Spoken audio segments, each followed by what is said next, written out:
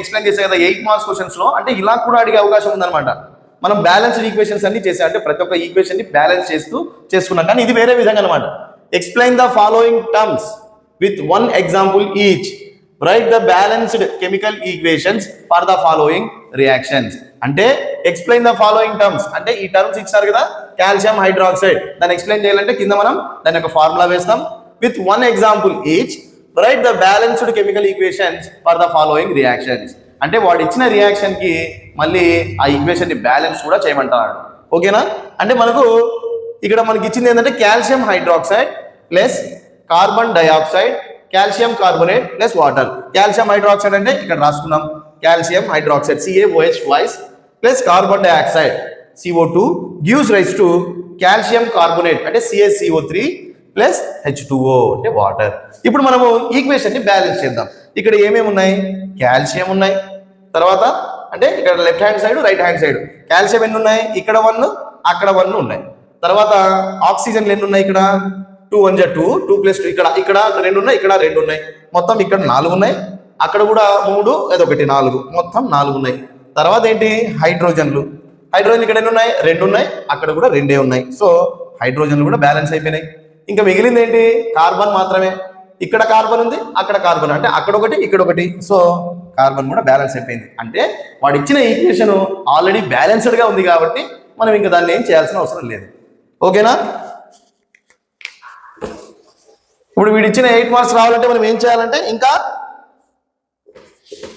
Reactions రాయాలి. అంటే చూడండి, zinc plus silver nitrate gives rise to zinc nitrate plus silver. ఓకేనా? ఇక్కడ ఏమని ఇచ్చినాడు? జింక్, కాబట్టి జింక్ అని వేసుకున్నాం. తర్వాత సిల్వర్ నైట్రేట్ అంటే AgNO3, అవునా? తర్వాత జింక్ నైట్రేట్ అంటే ZnNO3 ట్వైస్. ఓకేనా? దాని తర్వాత ఇక్కడ ఏమి ఇచ్చినాడు? సిల్వర్ ఇచ్చినాడు, అంతే. ఓకేనా? ఇప్పుడు దీన్ని మనం బ్యాలెన్స్ చేయాలా. ఇప్పుడు చూడండి, జింక్ ఇక్కడ ఒకటి ఉంది, ఇక్కడ ఒకటే ఉంది. తర్వాత సిల్వర్ ఇక్కడ ఒకటి ఉంది, ఇక్కడ ఒకటి ఉంది. తర్వాత ఇక్కడ చూడండి, నైట్రోజన్ వచ్చి ఇక్కడ 2 ఉన్నాయి, ఇక్కడేమో ఒకటే ఉంది. ఇప్పుడు ఈ ఒకటిని మనం బ్యాలెన్స్ చేయాలంటే ఏం చేయాలి? ఇక్కడ 2 యాడ్ చేస్తే మనకు నైట్రోజన్స్ అనేది బ్యాలెన్స్ అవుతుంది. నైట్రోజన్ బ్యాలెన్స్ అయింది. ఇప్పుడు మళ్ళీ ఏం పెరిగింది? ఇక్కడ సిల్వర్ పెరిగింది. అంటే సిల్వర్ ఇక్కడ ఒకటి ఉంది, సో అక్కడ ఒకటే ఉంది, ఇక్కడ 2 ఉన్నాయి సిల్వర్, సో ఇక్కడ 2 యాడ్ చేసుకోవాలి. తర్వాత ఆక్సిజన్ ఇక్కడ 6 ఉన్నాయి, అక్కడ 6 ఉన్నాయి. ఇంకొకసారి మీకు ఎక్స్ప్లెయిన్ చేస్తా చూడండి. ఇక్కడ జింక్ ఎన్ని ఉన్నాయి? ఇక్కడ ఒకటి ఉంది, అక్కడ ఒకటే ఉంది. తర్వాత సిల్వర్ ఇక్కడ ఎన్ని ఉన్నాయి? 2 ఉన్నాయి, అక్కడ కూడా 2 ఉన్నాయి. తర్వాత నైట్రోజన్ ఇక్కడ ఎన్ని ఉన్నాయి? ఇక్కడ ఒకటి ఉంది, ఇక్కడ 2 ఉన్నాయి. అందుకనే మనము ఈ 2 యాడ్ చేస్తుంది అనమాట. అర్థమైందే? సో ఇక్కడ 2 నైట్రోజన్లు ఉన్నాయి, అక్కడ 2 నైట్రోజన్లు ఉన్నాయి. ఇక్కడ 2 3 6 ఆక్సిజన్స్ ఉన్నాయి, ఇక్కడ కూడా 6 ఆక్సిజన్స్ ఉన్నాయి. So the equation is balanced. ఇలా మనము వాడిచ్చిన వర్డ్స్ ని కెమికల్ ఈక్వేషన్ రూపంలో రాసుకొని ఈక్వేషన్ ని బ్యాలెన్స్ చేయాలన్నమాట. ఓకేనా? అల్యూమినియం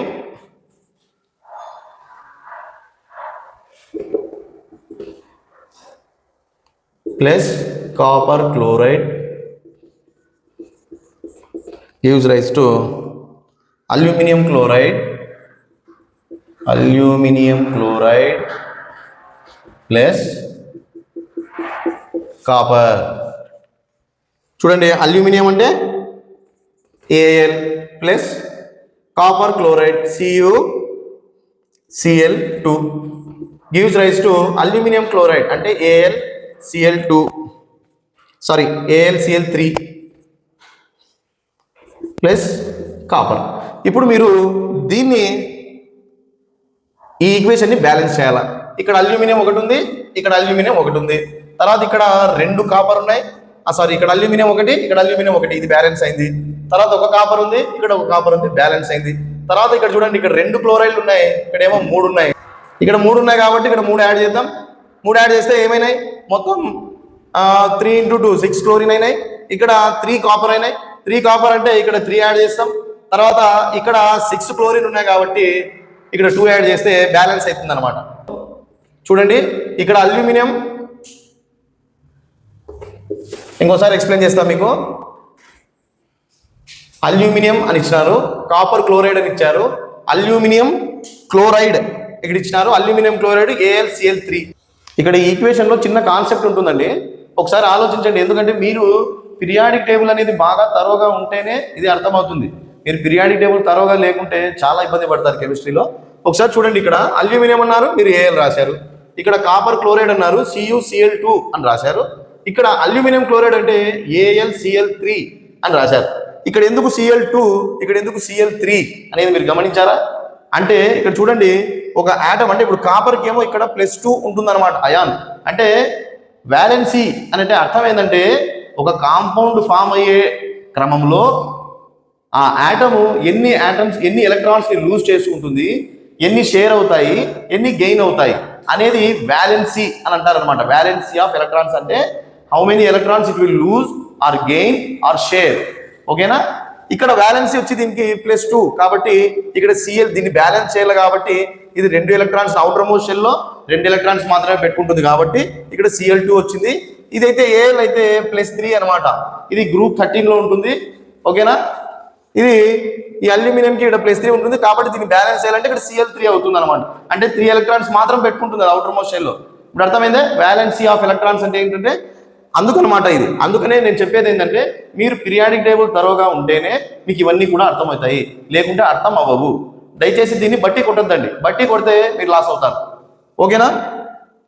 ఇప్పుడు అర్థమైంది కదా ఎందుకు ఇక్కడ Cl2 ఎందుకు ఇక్కడ Cl3 అనేది అర్థమైంది కదా. ఓకేనా? నెక్స్ట్ ఈక్వేషన్ చూద్దాం. Barium chloride plus potassium sulfate gives rise to ఇక్కడ ఏం ఫామ్ అయింది, barium sulphate plus potassium chloride. ఇది వాడు వర్డ్స్ రూపంలో ఇచ్చాడు, మీరు ఈక్వేషన్ రూపంలో రాసుకోవాలి.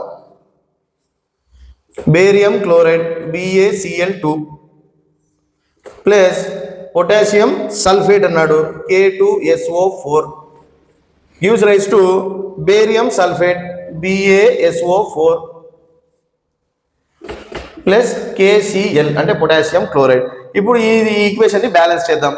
ఇక్కడ చూడండి బేరియం ఒకటే ఉంది, ఇక్కడ ఒకటే ఉంది. Okay, no problem. బేరియం తర్వాత పొటాషియం ఇక్కడ 2 ఉన్నాయి, ఇక్కడేమో ఒకటే ఉంది. దాన్ని బ్యాలెన్స్ చేయాలంటే 2 యాడ్ చేస్తాం అక్కడ.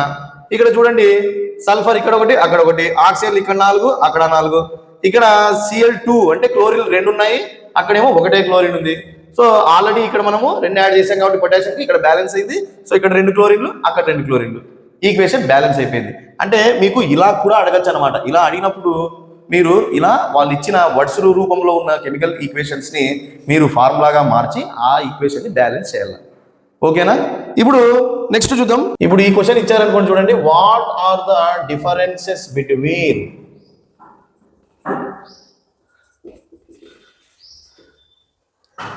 displacement and double displacement reaction and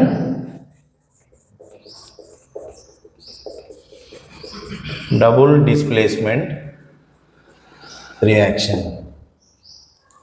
ఓకేనా? ఇంకా ఏమని ఇచ్చినాడు, రైట్ ఈక్వేషన్స్ ఫర్ దీస్. అంటే వాటి డిఫరెన్సెస్ చెప్పడమే కాదు, వీటిని ఎక్స్ప్లెయిన్ చేస్తూ ఎగ్జాంపుల్స్ కూడా రాయాలంటే ఈక్వేషన్స్ కూడా రాయాలి.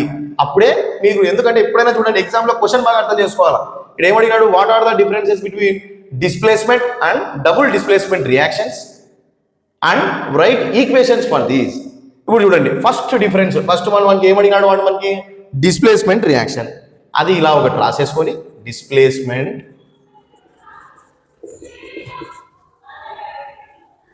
తర్వాత ఇక్కడ double displacement reaction. Displacement reaction ఒకవైపు, డబుల్ డిస్ప్లేస్మెంట్ రియాక్షన్ అని. ఇప్పుడు చూడండి దీని గురించి మాట్లాడదాం. It is a type of chemical reaction. అంటే ఇది ఒక type of chemical reaction in which an element or ion in a compound, చూడండి, it is a type of chemical reaction in which an element or ion, అంటే ఒక compound లో ఒక element కావచ్చు లేదా దాని యొక్క అయాన్ కావచ్చు, అది రీప్లేస్ అవుతుందట. దాని ప్లేస్ లో ఏమొస్తే replaced by another element or ion, అంటే వేరే ఎలిమెంట్ కానీ లేదా ఇంకో అయాన్ కానీ రీప్లేస్మెంట్ అయితే దాన్ని మనం డిస్ప్లేస్మెంట్ రియాక్షన్ అని అంటాం.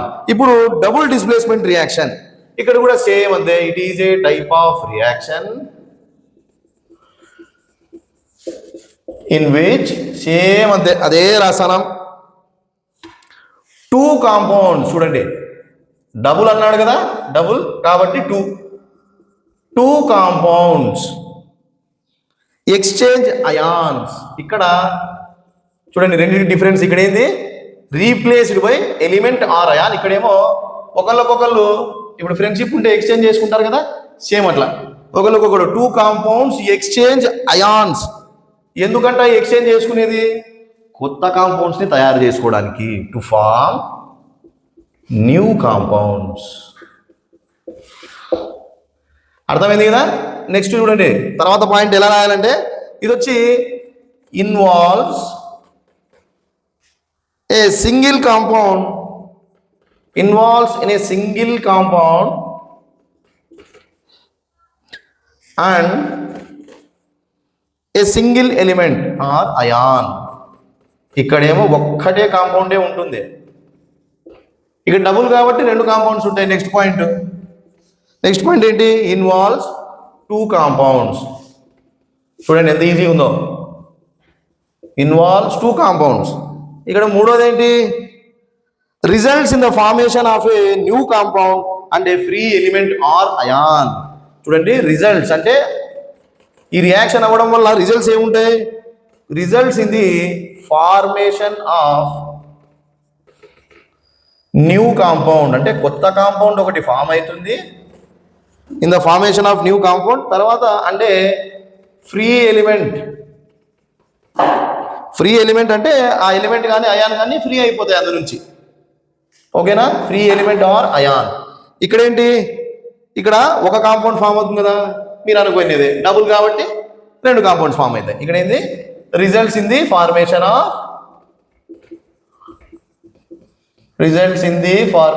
ఆఫ్ టూ న్యూ కాంపౌండ్స్, ఓకేనా. ఇప్పుడు రెండింటి మధ్య డిఫరెన్సెస్ అయిపోయినాయి. వాడు ఏం చెప్పినాడు, రైట్ ఈక్వేషన్స్ ఫర్ దీస్ అన్నాడు. మీరు ఇది నోట్ చేసుకుంటారు కాబట్టి నేను ఇక్కడ ఈ స్పేస్లో రాస్తా. దీని ఒక ఈక్వేషన్స్ కావాలా మనకి. ఇప్పుడు డిస్ప్లేస్మెంట్ యొక్క ఈక్వేషన్ ఎగ్జాంపుల్ ఏమని రాద్దాం, iron plus copper sulphate gives rise to ferrous sulphate plus copper. ఇక్కడ ఈ పాయింట్ చూడండి, results in the formation of new compound, కొత్త కాంపౌండ్ ఫామ్ అయిందే చూడు, involves only in single compound. అర్థమైంది కదా. ఇది చూడండి, ఇన్వాల్వ్స్ ఎ సింగిల్ కాంపౌండ్ అంటే సింగిల్ ఎలిమెంట్ ఆర్ అయాన్. ఇక్కడ results in the formation of new compound అంటే ఫ్రీ ఎలిమెంట్ ఆర్ అయాన్, ఇక్కడ ఎలిమెంట్ ఇది ఫ్రీ అయిపోయింది. ఇది డిస్ప్లేస్మెంట్ యొక్క ఈక్వేషన్. మనము దీని యొక్క డబుల్ డిస్ప్లేస్మెంట్ ఈక్వేషన్ ఇక్కడ రాస్తాం. BaCl2 చూడండి, ఇక్కడ ఓన్లీ ఎలిమెంట్ మాత్రమే ఉంది, ఇక్కడ కాంపౌండ్ వచ్చేసింది. ఇదొక ఎలిమెంట్ కలిస్తే కాంపౌండ్ కదా. So barium chloride plus Na2SO4, అక్కడ అన్నట్టే ఇన్వాల్వ్స్ టూ కాంపౌండ్స్, అంత టూ కాంపౌండ్స్ ఇన్వాల్వ్ అయినాయి, ఓకేనా.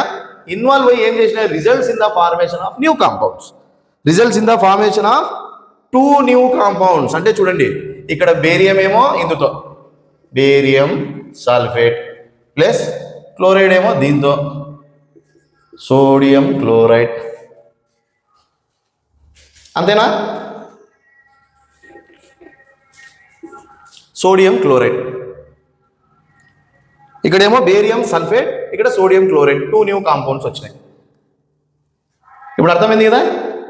వాళ్ళు క్వశ్చన్ ఇట్లా అడిగినప్పుడు మనము దాని యొక్క డిఫరెన్సెస్ రాసి వాటి యొక్క ఈక్వేషన్స్ ఇలా అనమాట. అంటే ఈ ఈక్వేషన్సే మీకు చెప్పేస్తాయి డబుల్ డిస్ప్లేస్మెంట్ అంటే ఏంది, డిస్ప్లేస్మెంట్ రియాక్షన్ అంటే ఏంది. అర్థమైంది కదా. With one example each. ఏమేమి ఇచ్చిన టర్మ్స్ వీడు? ఫస్ట్ది కరోజన్,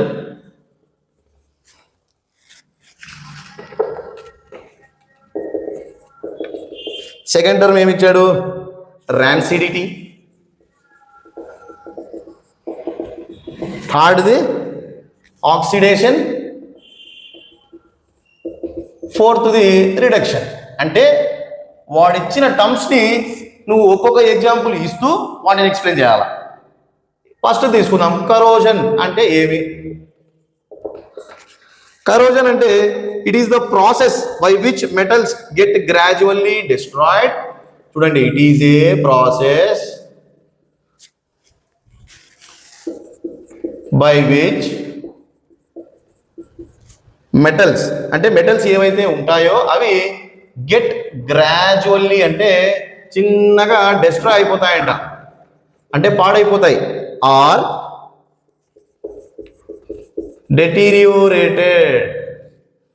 డెటీరియోరేటెడ్ అంటే అర్థం ఏమంటే అవి ఇంకా చాలా పాడైపోయింటే బాగు చేయని పరిస్థితుల్లో ఉంటాయన్నమాట.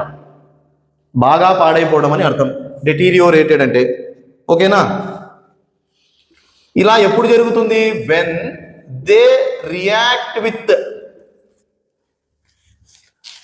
సబ్స్టెన్సెస్, అంటే దాని చుట్టూ ఉన్న సబ్స్టెన్సెస్ అంటే పదార్థాలు, దాని చుట్టూ ఉన్న substances around them such as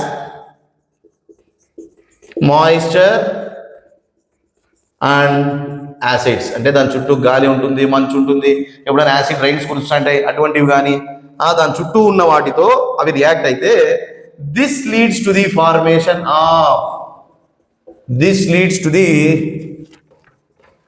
formation of ఏమొస్తుంది? ఓ చిన్న కోటింగ్ వస్తుంది దాని మీద. First formation of A coating on the దేని మీద? మెటల్ మీద, మెటల్ సర్ఫేస్. ఆ కోటింగే ఏం చేస్తుంది? డ్యామేజ్ చేస్తుంది. అదే కారణం. చూడండి, కరోజన్ అంటే ఏంది? It is a process by which metals get gradually destroyed, చిన్నగా డిస్ట్రాయ్ అయిపోతాయి. వెన్ దే రియాక్ట్ విత్, ఎప్పుడు డిస్ట్రాయ్ అవుతాయి? When they react with substances around them such as moisture and acids. అంటే దాని చుట్టుపక్కల వీటితో కనుక అవి రియాక్ట్ అయితే అవి డిస్ట్రాయ్ అయిపోతాయి. దీనివల్ల ఏమవుతుంది? దాని మీద ఒక మెటల్ సర్ఫేస్ మీద ఒక కోటింగ్ లాంటిది ఫామ్ అవుతుంది. ఆ కోటింగే నీకు డ్యామేజ్ చేస్తుంది. ఇప్పుడు నువ్వు కరోజన్ అంటే డెఫినేషన్ రాసినావు, దాని యొక్క ఎగ్జాంపుల్ రాయాలి కదా. ఎగ్జాంపుల్ రాయాలంటే చూడండి, ఎగ్జాంపుల్ వచ్చి రస్టింగ్ ఆఫ్ ఐరన్. ఎప్పుడైనా మన గేట్లు కానీ ఎప్పుడైనా పాడుపడ్డ మెటల్స్ బయట పడేసినప్పుడు కానీ అటువంటివన్నీ కూడా మనం తుప్పు పట్టేసి ఉంటాయి. ఓకేనా? Rusting of iron is a common example of corrosion. అంటే మెటల్ ఎలా పాడవుతుంది అనే దానికి ఇది example, common example of corrosion. Where చూడండి, iron reacts with oxygen. Iron ఆక్సిజన్తో రియాక్ట్ అయ్యి అండ్ మాయిశ్చర్, అక్కడ ఉన్న తేమతో కూడా అది రియాక్ట్ అయ్యి to form reddish brown rust. Reddish brown rust, దీన్ని మనం కరోజన్ అంటాం. చూడండి, ఎగ్జాంపుల్ ఇలా రాయాలన్నమాట. రస్టింగ్ ఆఫ్ ఐరన్ అనేది అంటే ఒక ఐరన్ అనేది తుప్పు పట్టడం ఒక కామన్ ఎగ్జాంపుల్ అనమాట కరోజన్కి. అక్కడ ఏం జరుగుతుందంటే ఐరన్ ఆక్సిజన్ ప్లస్ అక్కడ ఉన్న తేమతో రియాక్ట్ అవ్వడం వల్ల మనకు ఒక రెడ్డిష్ బ్రౌన్ అనేది ఫామ్ అవుతుంది. అది అయినప్పుడు దాన్ని మనం తుప్పు అంటాం అనమాట. ఓకేనా? ఓకే, ర్యాన్సిడిటీ అంటే ఏంది? It refers to the process by which fats and oils. చూడు, ర్యాన్సిడిటీ అంటే దేని గురించి మాట్లాడుతున్నాం మనం? ఫ్యాట్స్ అండ్ ఆయిల్స్ గురించి. ఇందాక కరోజన్ అంటే మెటల్స్ గురించి మాట్లాడినాం, ఇక్కడ ఫ్యాట్స్ ఆయిల్స్ గురించి మాట్లాడుతున్నాం. Which fats and oils undergo oxidation. Oxidation అంటే ఎగ్జాంపుల్, ఇంకా అవి బయట గాలికి ఎక్స్పోజ్ అవ్వడం అనమాట. అవి ఎక్స్పోజ్ అవ్వడం అంటే ఆక్సిడేషన్, అంటే ఆక్సిజన్ యాడ్ అవుతుంది దానికి అని. అదేనమాట, యాడింగ్ ఆఫ్ ఆక్సిజన్ ని మనం ఆక్సిడేషన్ అని అంటాం. ఇక్కడ లీడింగ్ టు అంటే ఇట్లా అవి రియాక్ట్ అవ్వడం వల్ల ఏంటి ఈ ఫ్యాట్స్ ప్లస్ ఆయిల్స్ ఎక్కువసేపు అండర్గో ఆక్సిడేషన్ అంటే గాలికి తేమకు దానికంతా రియాక్ట్ అవ్వడం వల్ల లీడింగ్ టు ఏం జరుగుతుంది అన్ప్లెజెంట్ టేస్ట్, అసలు తినడానికి అవ్వదు, అన్ప్లెజెంట్ టేస్ట్ అండ్ స్మెల్, దాని పక్కన కూడా నిలుచుకోలేము, అంత బ్యాడ్ స్మెల్ అనమాట. This typically happens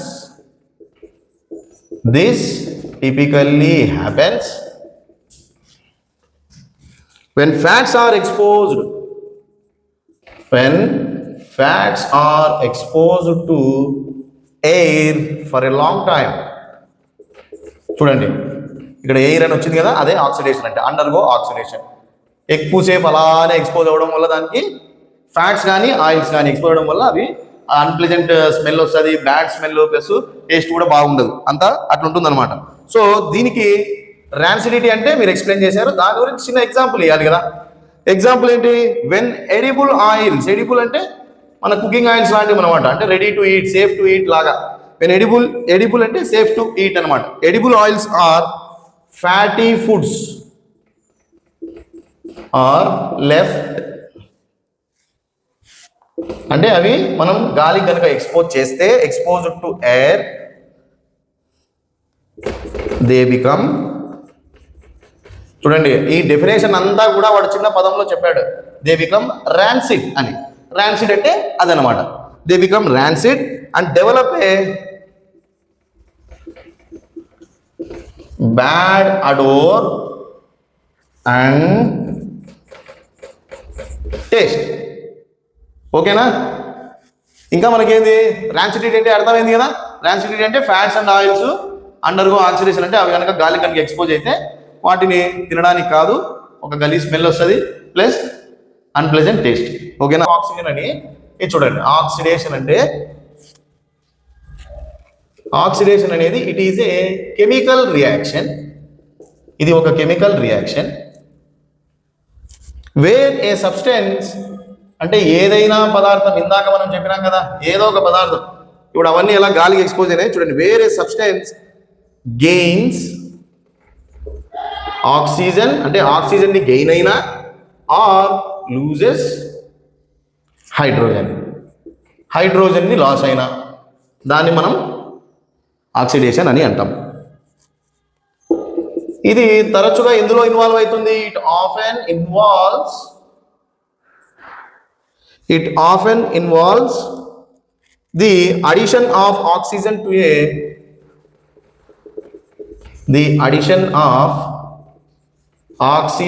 a metal or compound. ఓకేనా? అర్థమైంది కదా. ఇప్పుడు వీటిని ఎగ్జాంపుల్ చెప్దాం. చూడండి, ఆక్సిడేషన్ అంటే ఏం లేదండి, ఇది ఒక టైప్ ఆఫ్ కెమికల్ రియాక్షన్. అక్కడ ఒక పదార్థంతో వేరే సబ్స్టెన్స్ అంటే పదార్థం గెయిన్స్ ఆక్సిజన్, అంటే దాని కనుక ఆక్సిజన్ యాడ్ అయినా లేదా హైడ్రోజన్ లూజ్ అయినా, అంటే అక్కడ నుంచి లాస్ అవ్వడం అనమాట. ఇప్పుడు it often involves the addition of oxygen to a metal or compound, metal కానీ కాంపౌండ్ కానీ ఇది యాడ్ అవుతా పోతుంది. ఎగ్జాంపుల్ ఏంటి అంటే, వెన్ కాపర్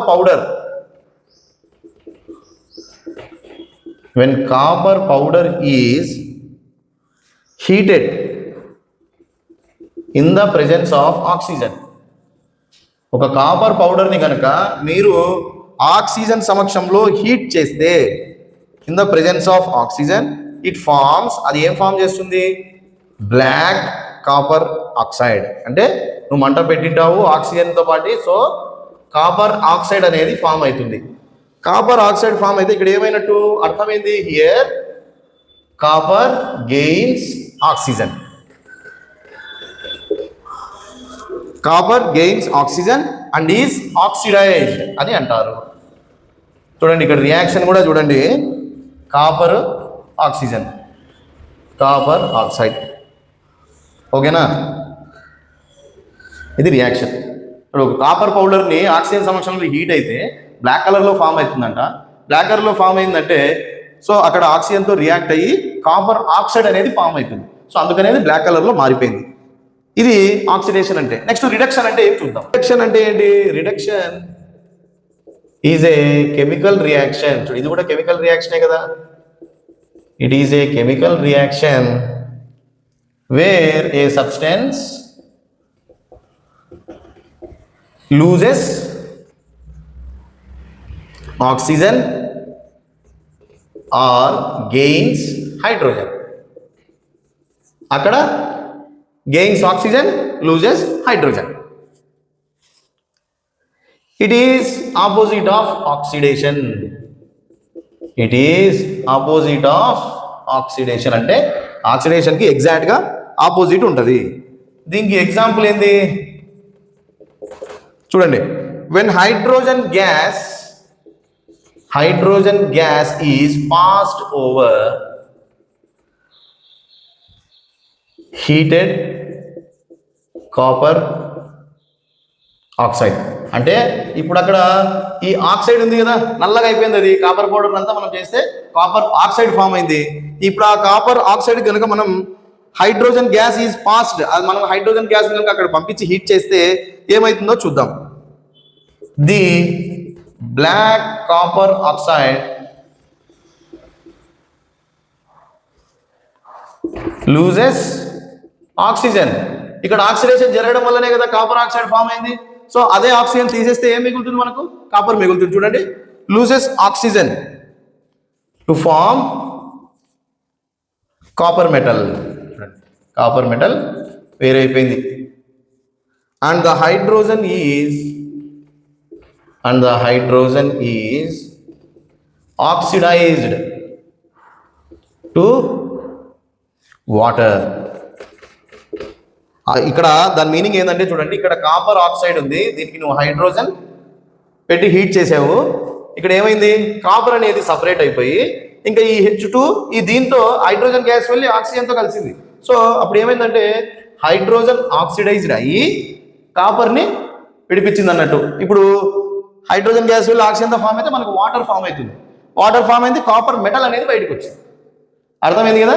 కాపర్ కనుక ఆక్సిడైజ్ అయిందంటే అదొక బ్లాక్ కలర్గా మారిపోయింది కాపర్ ఆక్సైడ్గా. అదే కాపర్ ఆక్సైడ్ మనకు కావాలంటే రిమూవ్ ఆక్సిడేషన్. ఆక్సిడేషన్ రిమూవ్ అంటే ఏంటి? Gains hydrogen, lose oxygen. ఓకేనా? ఇక్కడ అదే జరిగింది. అర్థమైంది కదా? రిడక్షన్ అంటే ఏంటి, ఆక్సిడేషన్ అంటే ఏంటి, తర్వాత ర్యాన్సిడిటీ, కరోజన్. ఇవన్నీ కూడా మీకు ఇలాంటి టర్మ్స్ ఇచ్చి మీకు ఎక్స్ప్లెయిన్ చేయనప్పుడు ఇలానే ఎక్స్ప్లెయిన్ చేసి అలా వాళ్ళకి రియాక్షన్ రాయిస్తే మీకు కంపల్సరీ ఫుల్ మార్క్స్ కౌంట్ అవుతాయి అనమాట.